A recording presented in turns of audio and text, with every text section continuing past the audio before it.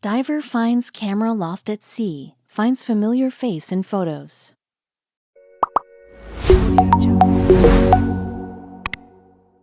Losing something dear to your heart can be devastating. After hoping and praying that we'll find it again, most of us will let bygones be bygones and carry on with our lives. And when we lose something that we're sure will never be recovered, we are forced to give up on the search. But sometimes fate lends a helping hand. Very occasionally, though, the impossible happens. This was the case when a group of divers from the Marine Ecology Department of Canadian University stumbled across something that had been lost for years during a routine expedition.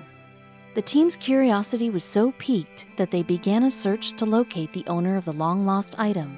On the morning of May 13, 2014, the team from the Marine Ecology Department at Simon Fraser University in British Columbia, Canada, was conducting a research dive to study the waters off the coast of Bamfield, near Vancouver Island's west coast.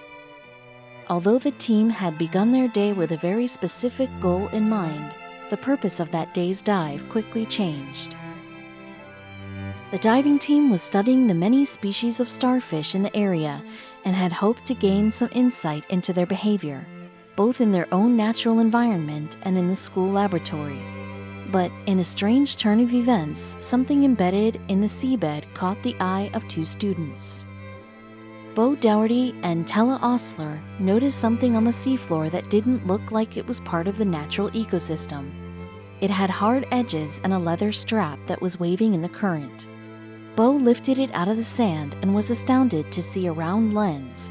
Although it was a very old and algae and sea life had totally encrusted its rusted metal exterior, it was still recognizable as a very old camera. Bo stashed the rusted camera in his pocket and continued with his research, but he couldn't help but wonder who the old camera had belonged to.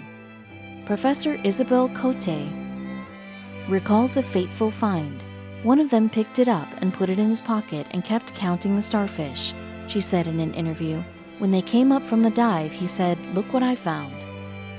Once the divers returned to the boat and Bo revealed what he had found, the camera immediately caught the attention of Isabelle's co-professor, Siobhan Gray, who also happened to be on the boat. She was conducting her own research for the Bamfield Marine Sciences Center and was intrigued by the camera as well as the fauna that was growing on its surface. She decided to take it back to her lab for further investigation, and she was not disappointed. Aside from the camera itself, Siobhan was most excited about the miniature ecosystem that was living on and inside the old camera. When the camera was opened up to reveal its insides, Siobhan was ecstatic. Besides numerous species of algae, she found a sea cucumber and two brittle stars, similar to starfish, living inside. But as luck would have it, that wasn't all she discovered. Amazingly, the camera's memory card was still relatively intact. Now the whole diving team was more than intrigued. Although the SD card was covered in black algae, the team hoped that it would still work. Even better, there might be a few photographs that had survived. Maybe they could even identify and track the original owner. My first thought about the camera was, are there still images on the card? Siobhan said excitedly. In the interview, she could barely contain herself when discussing the possibility of what that card may hold. Siobhan carefully cleaned all the contacts of the memory card with an earbud and rubbing alcohol. Then she slotted it into her computer and held her breath. And lo and behold, it worked. Not only was the 8GB Lexar Platinum card still working, but it still contained many videos and photos. Although Siobhan was reluctant to scroll through someone's personal and secret memories, she continued to look at the photos one by one, unable to tear her eyes away. The photos and videos were of various people at many different get-togethers, dating back as far as July 30th, 2012. As exciting as it was, looking at the photos just didn't feel right somehow. Photograph after photograph flashed before her eyes, but long before she had reached the end, she knew that something had to be done. But what? And more importantly, how? Isabelle and Siobhan knew that they needed to do their best to track down the original owner, but they had no idea that they were about to unlock a harrowing story.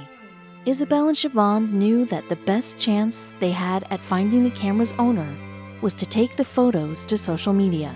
They began to tweet out some of the photographs using the hashtag #detectives. Soon the photos had garnered hundreds of comments and retweets, but despite the photo receiving a lot of attention, no one came forward. Then they decided to try a different tactic. Siobhan and Isabel knew that they weren't getting any closer to locating the camera's owner on Twitter. Eventually, the team resorted to printing out the photos and posting them around the town.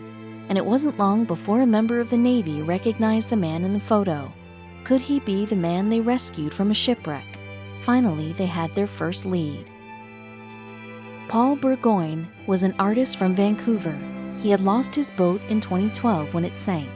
Once the man was identified, the Navy officer tracked down his phone number in an attempt to get further information. He took the camera in hopes of returning it to the man. Siobhan and Isabel were thrilled that their search had finally yielded some results. But would the story end here?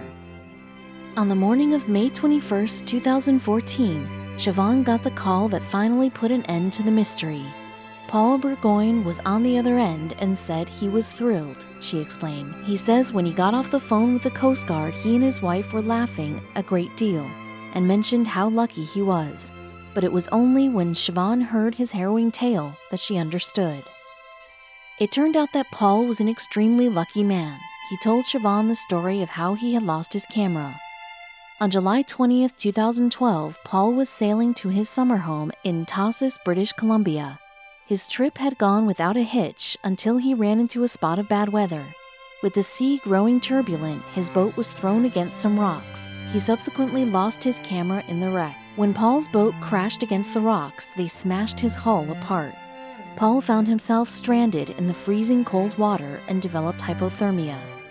It was lucky that patrons at a nearby inn spotted him and called the Coast Guard, but it was only 6 hours later that he was rescued and brought back to shore. Paul was thankful that he made it out alive, but he had lost hundreds of personal possessions in the wreck.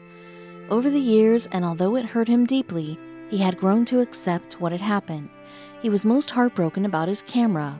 Other possessions could be replaced. But after he had gotten the call from the Navy officer informing him that his camera had been found, he couldn't believe his luck.